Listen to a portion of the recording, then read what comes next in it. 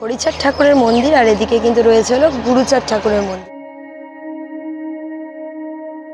কিন্তু কামনা সাগর পুকুরটি প্রমোদ রঞ্জন ঠাকুরের স্মৃতি মন্দির। আর এই রয়েছে কিন্তু ঠাকুরনগরের মেলা প্রাঙ্গণ। আর বেশ কিছু দিন বাদই কিন্তু ঠাকুরনগর মেলা, আর সে কারণেই আজকে কিন্তু চলে এসেছি আমি ঠাকুরনগর ঠাকুর বাড়িতে। আপাতত রয়েছে কিন্তু স্টেশনে। তোমরা এখানে আসবে কিভাবে, কবে থেকে মেলা শুরু হচ্ছে, পূর্ণ স্নান কবে রয়েছে, কখন তার তিথি রয়েছে, মেলা কতদিন চলবে, সমস্ত আপডেট দেওয়ার চেষ্টা করব এই ভিডিওর মাধ্যমে। স্কিপ না করে দেখতে থাকো। এই রয়েছে কিন্তু ঠাকুরনগর স্টেশন।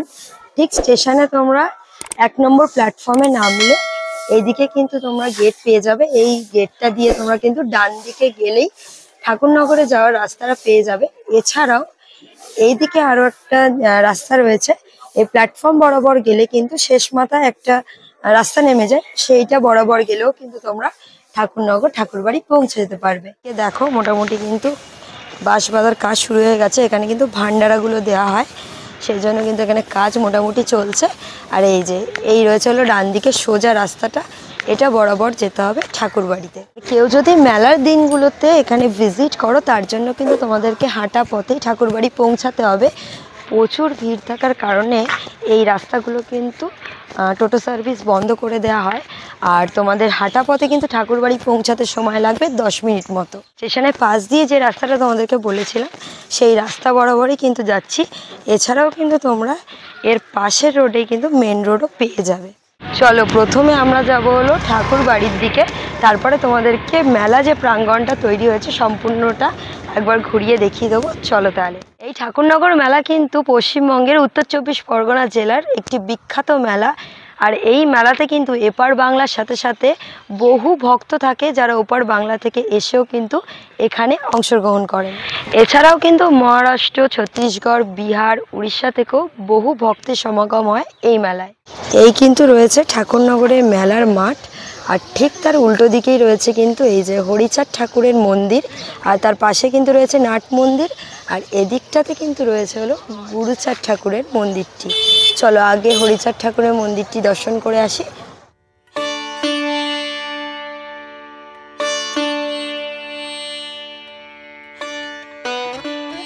কিন্তু রয়েছে হরিচাঁদ ঠাকুরের মেন মন্দিরটি।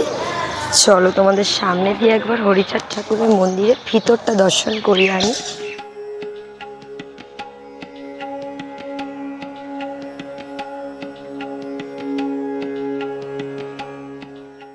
এই রয়েছে কিন্তু ওনার মূল গর্ভগৃহ, আর এখানে রয়েছেন কিন্তু হরিচাঁদ ঠাকুর এবং তার স্ত্রী।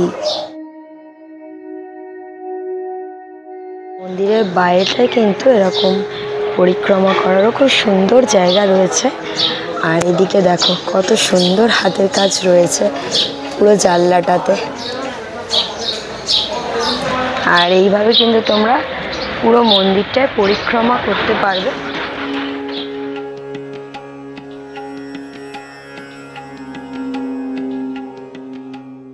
আর মন্দিরের উল্টো পাড়েই কিন্তু রয়েছে এই নাট মন্দিরটি। নাট মন্দিরের ভিতরে কিন্তু হরিচাঁদ ঠাকুর এবং গুরুচাঁদ ঠাকুরের প্রচুর বাণী দেয়া রয়েছে। এইভাবে পুরো নাট মন্দিরের ভিতরটা কিন্তু বেশ বড়। মেলার দিনকারে কিন্তু এখানে বহু মানুষ বিশ্রাম নেয়, দেখতেই পাচ্ছ। এখন থেকে কিন্তু তার তোড়জোড় মোটামুটি শুরু হয়ে গেছে।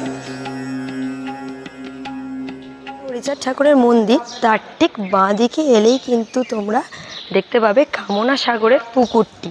এই রয়েছে কিন্তু কামনা সাগর পুকুরটি। এখানে কিন্তু প্রায় 25 লক্ষেরও বেশি মানুষ কিন্তু পুণ্য স্নান করে থাকেন ঠাকুরনগর মেলার দিনকারেই। এখন জলটিকে তোমরা যেমন দেখছো স্বচ্ছ, এত মানুষ এখানে চান করে, সেই দিনকে কিন্তু এই জল পুরো কালো কুচকুচে রঙে পরিবর্তন হয়। ঠাকুরনগর মহামেলার সূচনা হয় কিন্তু পুণ্য স্নানের মাধ্যমেই। প্রতি বছর হরিচাঁদ ঠাকুরের জন্মতিথি মধুকৃষ্ণ ত্রয়োদশীতে কিন্তু বহু ভক্তরা এই কামনা সাগরে পুণ্য স্নান করে থাকেন।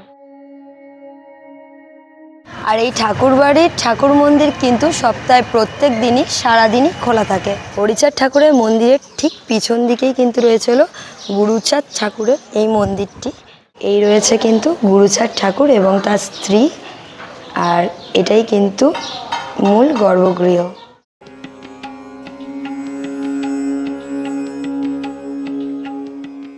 ঠাকুরনগর মেলা শুরু হয়েছিল কিন্তু বাংলাদেশের ওরাকান্দিতে 1897 খ্রিস্টাব্দে, আর এটি সূচনা করেছিলেন প্রমোদ রঞ্জন ঠাকুর। পরে ভারতে এসে 1898 খ্রিস্টাব্দে এই ঠাকুরনগরে কিন্তু এই মেলার শুভ সূচনা হয়েছিল। আর ঠিক নাট মন্দিরের পিছন দিকে এলেই কিন্তু তোমরা এই প্রমোদ রঞ্জন ঠাকুরের স্মৃতি মন্দিরটি দেখতে পাবে।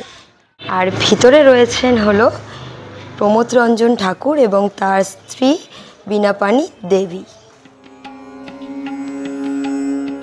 যারা ঠাকুরনগর মেলার দিন পুণ্য স্নান করবে, এই পুকুরের উল্টো পাড়েই কিন্তু স্নানাগারের যে শৌচালয়গুলো সেগুলো কিন্তু এদিকটাতে রয়েছে, এদিকে রয়েছে মহিলাদের, এদিকে রয়েছে কিন্তু পুরুষদের। আর ঠাকুরনগর মেলা যেহেতু খুবই এগিয়ে আসছে তার জন্য কিন্তু এখানে যথারীতি কাজও চলছে। দেখো এদিকে কিন্তু লাইটিংগুলো সমস্ত লাগানো হয়ে গেছে, এদিকেও দেখো মাতামের জন্য কিন্তু এখানেও বেশ সুন্দর করে প্যান্ডেল করে দেওয়া হয়েছে।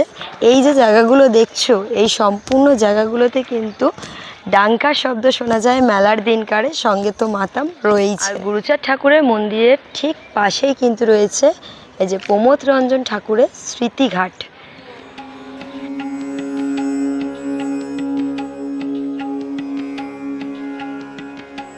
এবছর পূর্ণ স্নানের শুভ সময় পড়েছে ভারতীয় সময় অনুযায়ী 23শে চৈত্র 1430, অর্থাৎ 6 এপ্রিল সকাল 7:23 থেকে রাত্রি 4:59 পর্যন্ত। আর বাংলাদেশের সময়সূচি অনুযায়ী ওই দিন সকাল 7:52 থেকে ভোর 5:28 অবধি পূর্ণ স্নানের কিন্তু শুভ সময় রয়েছে।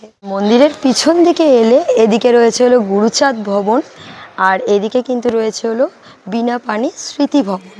আর তার সামনেই কিন্তু মেলার বিল কাটার কাউন্টারটা রয়েছে, কেউ মেলায় দোকান দিতে চাইলে এখানে এসেই কিন্তু যোগাযোগ করতে পারো।